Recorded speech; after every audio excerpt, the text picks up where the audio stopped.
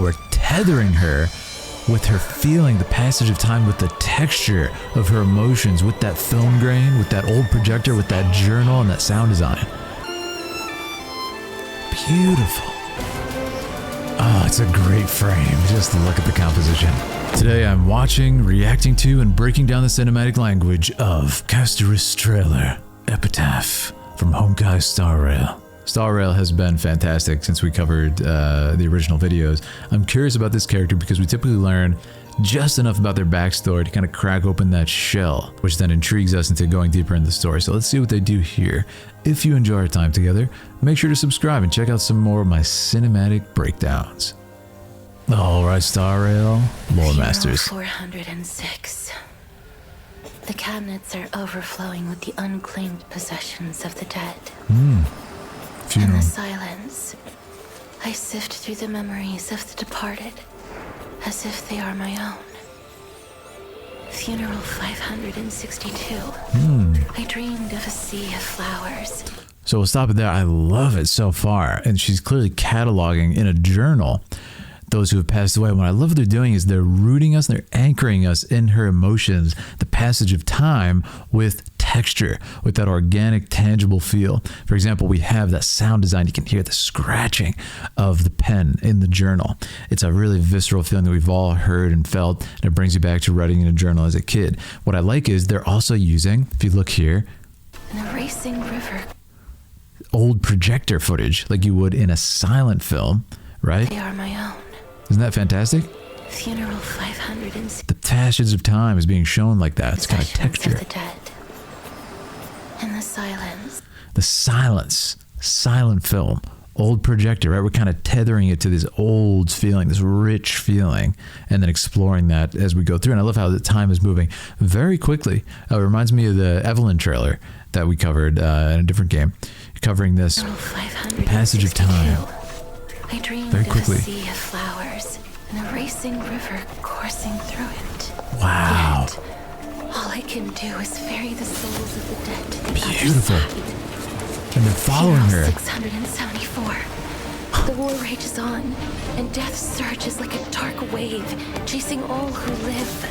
My only choice is to run with all I have until... Wow, we're tethering her with her feeling the passage of time, with the texture of her emotions, with that film grain, with that old projector, with that journal, and that sound design. It's incredibly well done. Never to touch each other again. Let's pause and go back. We're almost at the halfway point. Wow, that's fantastic. I love this. Like this image right here. She's dreaming of flowers. Like she doesn't even know it's real anymore. There's a person here in her arms, and they're fading, withering away. And she mentioned a field of flowers, and that person has the color of a flower, this purple color as the flowers. There was almost a hint here, if we look very closely at the details, of flower petals melting away as that person leaves her arms. And that was a great image right there, being laid to rest. But what this, of course, is signifying the passage of time. Somebody's laid to rest in the earth, sort of return to the planet, as they say in Final Fantasy, right? And then the planet grows, the planet moves on. Life, the cycle of life continues. Flowers will grow from that grave, right? So they showed that almost like in a time-lapse way. Really profound. I mean, look at how we're just playing with the camera here. I love that we're using the confined space. If we look here, we're using the confined space of this frame. We're actually closing the frame in with that old silent film projector to kind of trap us within her perspective. And you'll see there, we actually went into FPS for a second, where it trap us within her feelings, and we kind of feel like we're a part of it. And then if you look really closely, this is all sketched, right? So if you look at the outside of the frame, there's a shot here where she actually leaves, the frame extends. Look at this. The frame actually extends past what we're seeing on this projector. You can see it's all sketched. We're physically looking and reading her journal right here. That's how we're getting this account. It's beautifully done. The war rages on. Hand sketched by her. Like a dark wave, see those details? On the edge of the frame? My only choice is to run with all I have until... What a shot. And you can see she's carrying the weight of all these people that have passed away, and the frame is expanded. We're no longer in the confines of her journal anymore. right? So she's chronicled this. We're caught up, and now watch the aspect ratio change. We're current now in the timeline of her emotions. Once a pair of hands. And what is this Bloodborne-esque? Also split us in two, never to touch each other again. This journey Musically. has been so endless, so senseless. Oh my Even on the goodness. cold shore will still be the scent of flowers. Castorice. Hand-drawn images too. We're playing with frame rate. What an image. Wow. Let's go back. Look at this. Oh, it's so beautiful. The wells of light shining down from the heavens to a lost world. Under the water, you can see these old buildings and everything, but the light is just on her as she sinks, as she's going to be lost. But there's a little bit of hope in the composition. Of course, the light is on her. It's particularly shining right on her. And she's avoiding that complete darkness, being lost in it. It's a great frame. Yeah, let's talk about this again. Just wow. Hand-drawn images here in a different frame rate, animation versus the 60 frames per second of the game. Well, we're playing with different frame rates and mixing different mediums at this point with the animation and then the game engine. There's just so many great shots in here that we could look at in detail. I want to look at this one shot though. She's being overrun with water. She's being flooded away. This water level is rising until the point where she's completely lost in it, floating down. And what could that mean? It could mean a number of things. Metaphorically speaking, it could be the weight of all those people, kind of, the surge of all those emotions that she has to carry, all those dreams unfulfilled. It's rising up and it's going to swallow her up eventually. What does it say? What does it mean to say? Well, not everybody can handle that much trauma. 700, 600 funerals. It's a lot, man. She said the war rages on, which means just a very traumatic death. It's not, someone dying of old age, for example. We saw some of the youthful figures being laid down to rest. And we have this creature grasping this sort of egg. Never to touch each other again. This journey This egg is swirling around here. Is it sort of the compressed emotions of all these people about to burst forth? We don't know. We're about to find out. So endless, so senseless. Yet even on the cold shore will still be the scent of flowers. The egg cracks, and inside it, we have something else emerging. I think it's a part of her emotional mind. A dragon has come forth. Oh, it's a great frame. Just look at the composition. Oh man, the color use is so rich. I got to talk about it, guys. Look at the image, right? We have a dragon. We talked of people falling. We dreamt of petals, flowers in a field. Look at this dragon design. It's got petals for wings, right? So what does that mean? Well, like we said, we're seeing the passage of time. Somebody laid to rest, their body growing new life, flower petals in the field of a gravesite. And now we have a dragon who's risen from that. I don't know if it's that literal per se in the lore. Please, lore masters, add to my theorem here. But I think it's really interesting, right? It's saying a lot. And I think it's definitely intentional. Again, look at the background. It's still this very dilapidated, cold, nighttime image, cosmic image with the striking colors, right? Just cutting through it of this dragon. And musically, it's very triumphant, but there's a darkness to it. You can hear this male choir and sort of the underbelly of that music. Or death. She controls the dragon? Oh man, the sound design is crunchy on that hit. Do you hear that? There's the pedal imagery. It's gonna rescue. She's reached the bottom.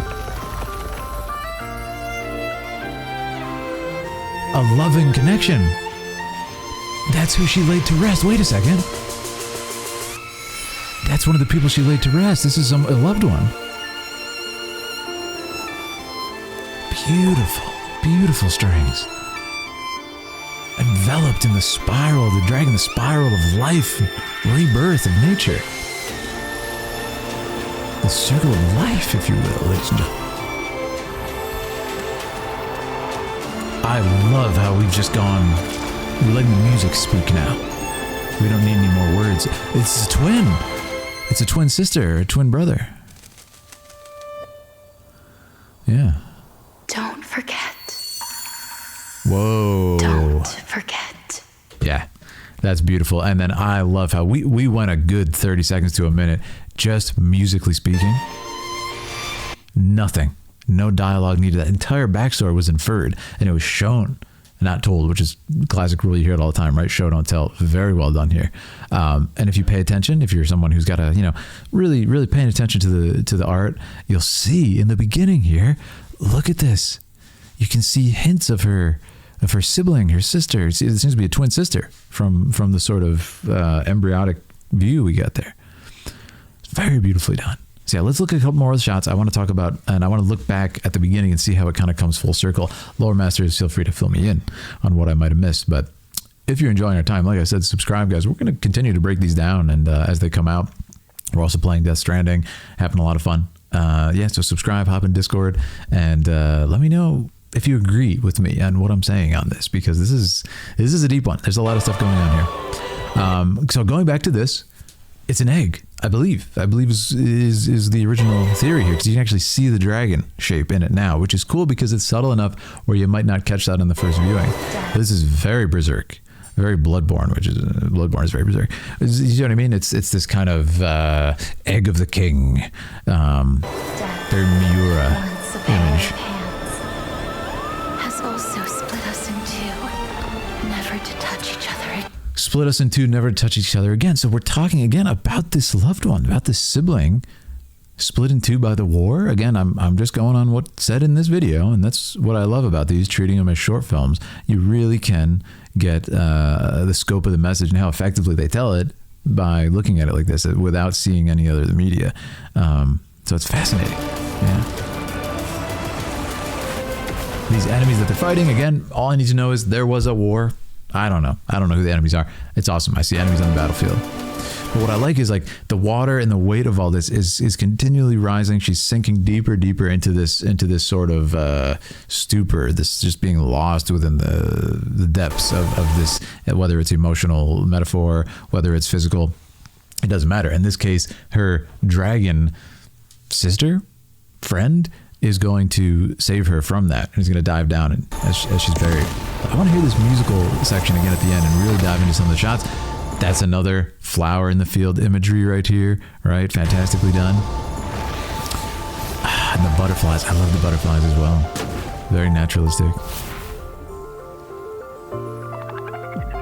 There's a tenderness here with just the piano. We cut out everything else for a second, that bassy background. And it's interesting because that male choir is now gone, right? I thought that's really cool. Right when I was saying, it's like, wow, there's kind of a darkness to this. We sort of banish that away and we just get the tenderness, right? It's this monstrous creature that could crush a human, just the flick of its hand tenderly touching the face. I think that's really beautiful, right? I think that's absolutely fantastic. And the music to kind of let us in on that musically and say, no, this is a tender creature. And then she's not even seeing her. She's remembering from the touch. I think that's really beautiful. I love the shot on the beach too. There's so much that can be inferred from just these couple frames of this shot on the beach, which I really love. Let's get it in focus here. There we go. Yeah, it's awesome. The pat on the head, as she takes care of her, it's beautiful to see. It's beautiful to see. It almost looks like a dragon in the background here, the spine, but I think it's not. I think it is something else. But it's great. And this is what's so fun about analyzing these. And I don't know if you guys do this on your own. You can obviously do this on your own and analyze, which I think is really fun. But when we break it down like this, it's always really cool to see, like, this is a whole composed shot that was like 2 frames in the video or something. This is nothing. It's a minuscule amount of time, but they did take that time to voice that and set up the shot. That was a lovely image too. See, as the sister turns around, you see the light bloom happens and you just can't see the face. And I love this kind of spiral imagery. What did we talk about earlier, right? The cycle of life and death, the cycle of rebirth, stuff like that. It has that spiral imagery. It's very naturalistic. You'll see it in nature all the time, the kind of spiraling imagery. So I love that they include that in there. And then as we continue, boom. Everything's washed away, and it's just this joyful dancing. And this image here, again, I think representative of a memory of her as she's feeling underwater. You can feel that. Oh, thank you so much. Thank you so much. Aaliyah brought me toast. This is homemade bread, ladies and gentlemen. I'll have you know. It's homemade bread. This is not a joke. This is not a drill. Thank you very much. We just made it. So anyways, I think it's indicative and it's represented rather what she's feeling in the water. She's immersed in the water. Her sister was touching her, nuzzling her. She's feeling these memories, this connection she feels even though she's no longer in that body, which I think is really cool. And then there it is, the spiral, right? And what's at the center of that spiral? A new seed, in this case, an emotional seed, a new life, cycle of life, death, rebirth, nature, funeral, flowers come up, right? Yeah, the spiral imagery is a constant throughout this entire video. And let's talk about the shot. That might be my favorite shot in here. It's probably an underrated one because it happens so quick. But let's talk about it. It's so quick. I want to talk about it because I just mentioned the spiral. Let's go through this. Let's pause play. Let's go frame by frame through this. The camera spiraling around. All right, isn't that so beautifully done? As she swoops around, there's a spiral and the flowers encircling her. She's spinning as the camera moves. We have the petals dancing around. It's a wonderful shot, and it's actually a very short shot, considering how much work it would take to do that. But look at this. Spiral of the camera as she spirals around. The spiral of life and death is so wonderfully moist. The petals again. The water imagery, it's all very well tied together. And then what I love at the end is, it's such a cute image. At the end, we have the journal that she was writing in, closed, goes away. Don't forget. Right? So what does it mean? Does she no longer have it? She no longer has the written down memories, which could be, also the same as like if you lose a photograph of someone, do you lose the memory? No, but it's nice to look at that and have that kind of physical reminder of the image in your head. So she's lost it. She's saying, don't forget, which I think is really profound because, the whole thing in the beginning is she's talking about funerals. She's talking about being someone who has to lay people to rest. But I love this. Again, look at how it extends past the image in sketched form, the form of her legs, the form of her body. Isn't that so cool? So yeah, anyway, I think it's fantastic. Like I said, sort of the first thing I picked up on was the texture of it, the physical, tangible texture of the old film stock, the projector, the sound of the pen on paper. It's a really nice way to kind of anchor us as an audience in this world. And then from there, we're going to go big. We're going to get dragons and all this stuff. But no, let's start small. Let's start tangible, what we can relate to, even viscerally like that. Even in a sort of tactile sense. So anyway, I love this one. This was a lot of fun. Like I said, if you want to spend more time with me, check out my other videos. We got a lot of these. We got a lot of breakdowns for numerous video games on this channel. You can see my documentary work on my main channel if you want to check that out, and my other films. In the meantime, say hello on Discord. I'll talk to you guys very soon. And Lore Masters, give me those details in the comments. All right, guys, I'll talk to you very soon. Also follow on Twitch. You don't want to miss out on those Twitch exclusive streams. All right, I'll see you guys.